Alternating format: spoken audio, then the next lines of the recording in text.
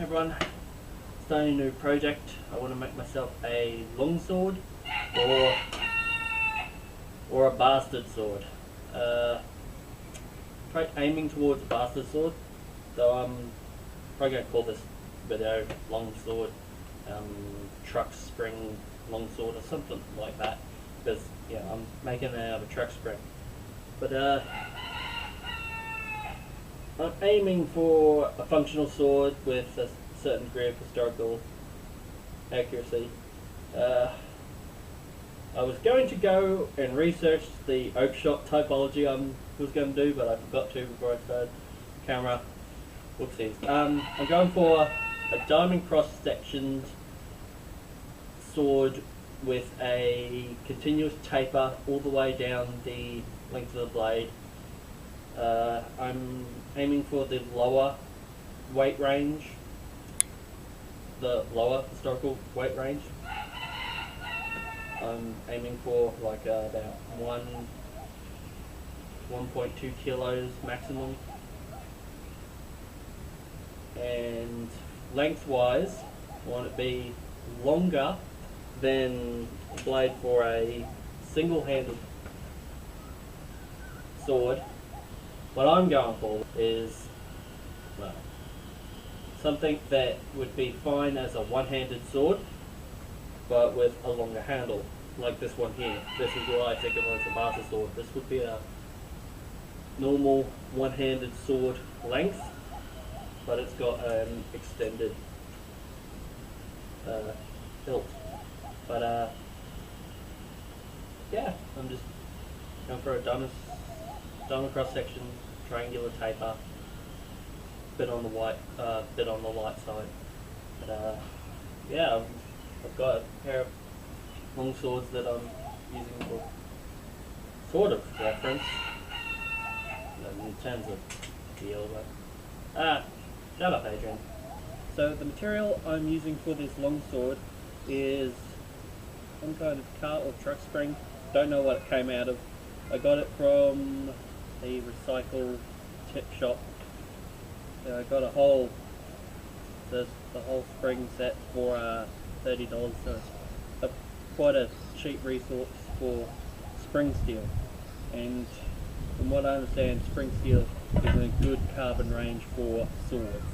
It's less brittle than something you might use on a high performance kitchen knife, but it's got more carbon in it than mine, so you can make it springy, so you can have a nice durable flexible blade. So what I've done is I've weighed this truck spring, and it's just under 3 kilos.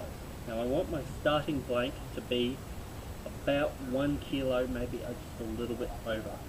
So I measured it and figured, because it's 3 kilos approximately, if I divided it by 3 and cut a third off, that would be 1 kilo. But that would have the weight, that would have the center of balance in the middle, which is very bad for a sword.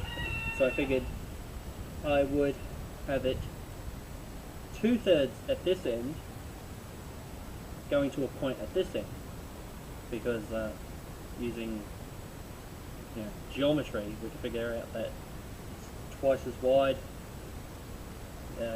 Your triangles. So a triangle is half the surface area of the square with the same corners, two of the same corners. So by making one twice as, so making the end one twice as long, that would be 2 kilos worth. Make a triangle 1 kilo's worth. So yeah. So cut that out with an angle grinder. I'm going to go probably a little bit on the outside of the line, so there's a little bit extra within there because there's a hole right there, but that's where the tang's going to be. So I'll cut that out with the angle grinder, and I'll take this into the forge tomorrow and hopefully get a guillotine, draw out that tang, and I'm going to distal taper the thickness that way, and then I can start beveling it. And that's, well, of course I've got to straighten it, but yeah, very simple project. And yeah, so I've got my triangle of steel cut out from the spring, and because it's a triangle and not a straight bar, the center of balance is already about 2/3 down from the tip. But I'm going to take this into the forge tomorrow and hopefully use the blacksmith's guillotine to draw out a tang. I might have to grind that out a bit so there's not an extra hole in the tang. But I'll draw out a tang, and I'll straighten it and put in a distal taper. I want to bring it down to about 3 mils thick towards the tip, and then I can start beveling it. Give it a nice diamond cross section. And once I've done all of that, we'll be ready for grinding and heat shrink.